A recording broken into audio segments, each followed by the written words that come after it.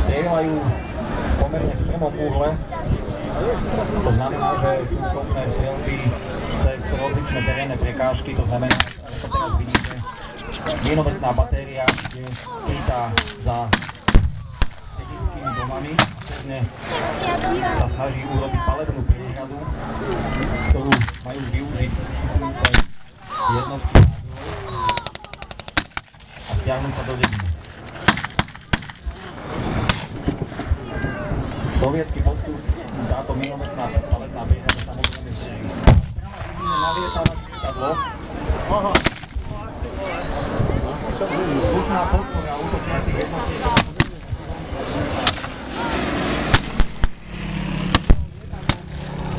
Námel sovietského konštruktora Lamočina. Tuto ide o povolný štutný stroj, ako môžete vidieť.